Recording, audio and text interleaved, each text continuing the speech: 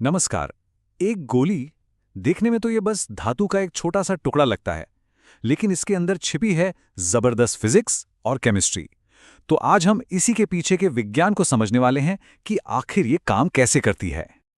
तो सोचने वाली बात है ना? धातु के इस छोटे से कारतूस में इतनी विस्फोटक शक्ति आखिर आती कहां से है?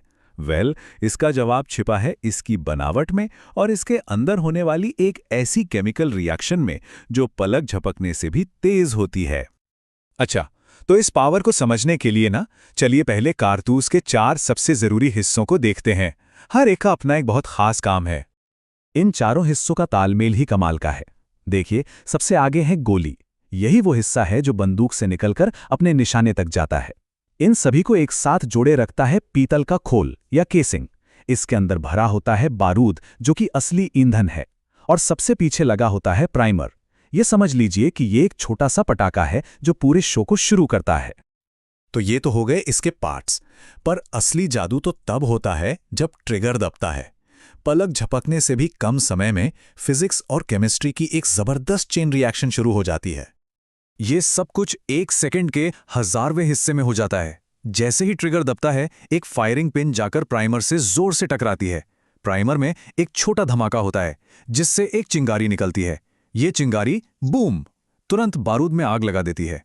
बारूद तेजी से जलकर गैस में बदल जाता है, जिससे इतना ज्यादा दबाव बनता है कि यही दबाव गोली को बंदूक की नली से बाहर धकेल देता है।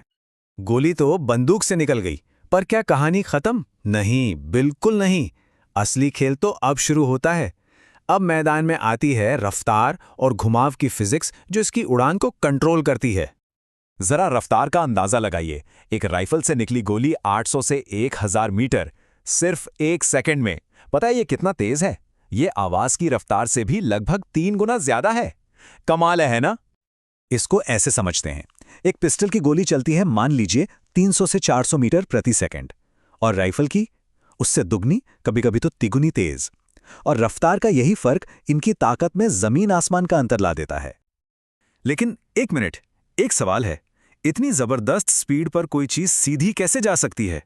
उसे तो हवा में डगमगाना चाहिए, है ना? इसका जवाब छुपा है बंदूक की नली के डिजाइन में। इसका सीक्रेट है राइफलिंग।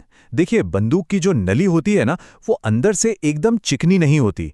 उसमें घुमावदार स्पाइरल जैसी नालियां कटी होती हैं। जब गोली इन नालियों के बीच से निकलती है तो ये उसे तेजी से अपनी धुरी पर घुमा देते हैं, और ये घुमाव ही गोली को हवा में स्थिर रखता है, बिल्कुल एक लट्टू की तरह। जैसे घूमता हुआ लट्टू सीधा रहता है, वैसे ही घूमती हुई गोली हवा में एकदम स्टेबल हो जाती है। इसी वजह से वो लंबी दूरी तक सटीकता से अपने लक्ष्य की ओर बढ़ती है।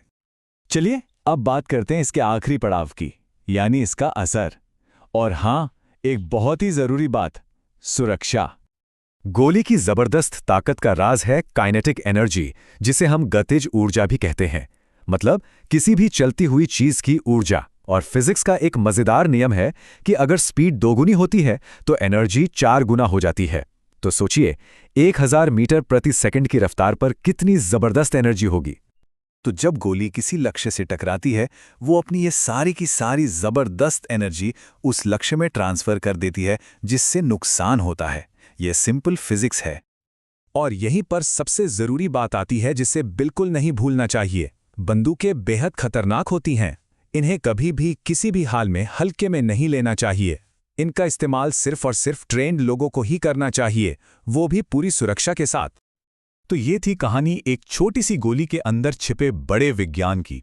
पर जाते जाते एक सवाल है, रफ्तार और सटीकता का यही विज्ञान, यही फिजिक्स हमारी रोजमर्रा की जिंदगी में और कहां-कहां देखने को मिलता है?